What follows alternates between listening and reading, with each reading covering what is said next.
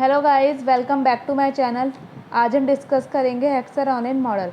Hexagonal model is an general equilibrium mathematical model of international trade developed by Eli Heckscher and Bertil Ohlin and Stockholm school of economics. यानी hexagonal model कैसा general equilibrium mathematical model है international trade का, जो किसने develop किया है? Eli Heckscher और Bertil Ohlin ने स्टॉकहम स्कूल ऑफ इकोनॉमिक्स में।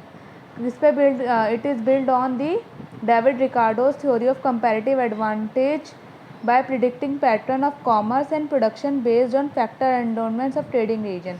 इसका मतलब है कि ये किस पे बिल्ड की गई है? डेविड रिकार्डो की थ्योरी पर।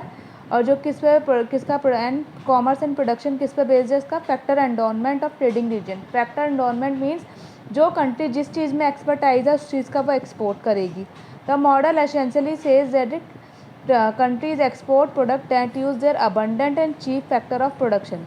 यानी कि कंट्री एक्सपोर्ट करेगी वो प्रोडक्ट जो उसके पास ज़्यादा हैं और सस्ते हैं, उस चीज़ को वो एक्सपोर्ट करेगी। और इम्पोर्ट करेगी जो उसके पास कम फैक्टर्स हैं, जिनकी उसके पास कमी है, उस कंट्री के पास जिस फैक्टर्स की उसके पास कमी है उसको वो इम्पोर्ट करेगी।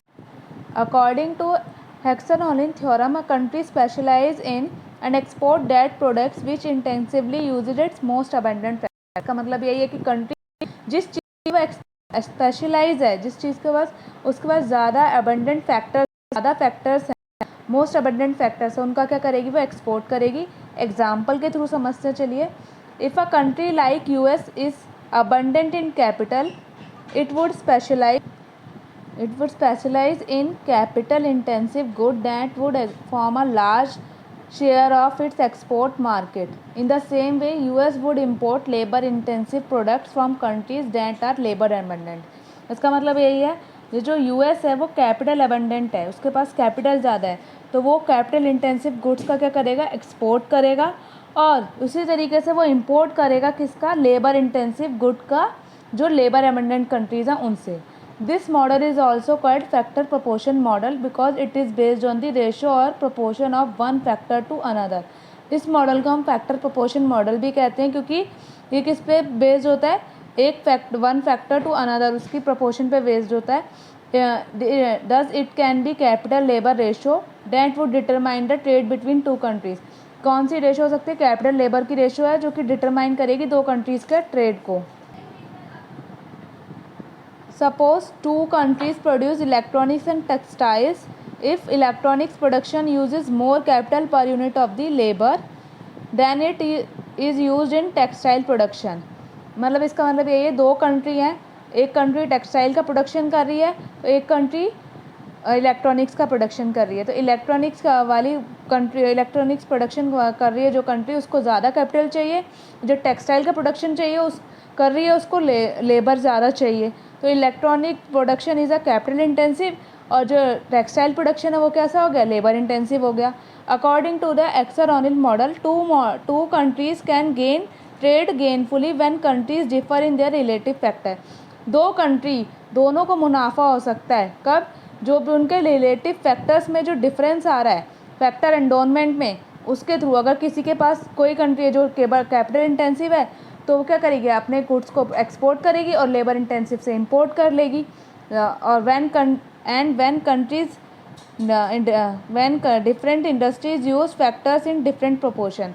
जो अलग अलग इंडस्ट्रीज़ हैं वो अपने फैक्टर्स को अलग अलग प्रोपोर्शन में इसी तरीके से यूज़ करेंगी कि उनको गेन हो, दोनों कंट्रीज़ को गेन हो। Assumption of hexagonal theory. इसकी अजम्पशन, पहली अजम्पशन है देयर आर टू नेशन।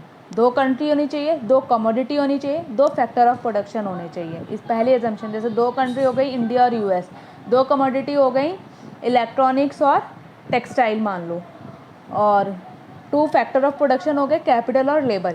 पहली एजम्पशन क्लियर। सेकंड है both nation use same technology in production. यानी कि दोनों नेशन सेम टेक्नोलॉजी यानी कि कांस्टेंट रखेंगे टेक्नोलॉजी को प्रोडक्शन के दौरान। थर्ड अजम्पशन है कमोडिटी एक्स मान ली, एक लेबर इंटेंसिव होनी चाहिए कमोडिटी, तो दूसरी कैपिटल इंटेंसिव होनी चाहिए। फोर्थ अजम्पशन है both commodities produce at a constant return to scale in both nation. ठीक है। फिफ्थ है there is incomplete stabilization in production of both nation. यानी कि दोनों के अंदर इंस्टेबलाइजेशन होना चाहिए, दोनों कंट्रीज़ के अंदर इनकम्प्लीट फिफ्थ है taste are equal in both nation, दोनों का टेस्ट सेम होना चाहिए। सेवन्थ है there is perfect competition in both commodities and factors market with nation, दोनों में परफेक्ट कॉम्पिटिशन होना चाहिए कमोडिटीज़ को लेकर and factor market with nations. Eighth है there is perfect factor mobility with in each nation but no international factor mobility, ठीक है।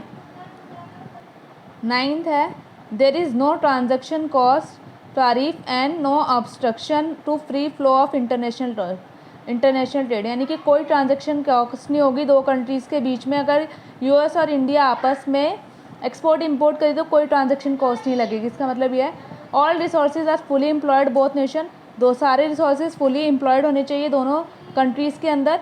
11th है international trade between two nation क्या होने चाहिए, बैलेंस्ड होने चाहिए। Thank you for watching my video. If you like my video please subscribe my channel.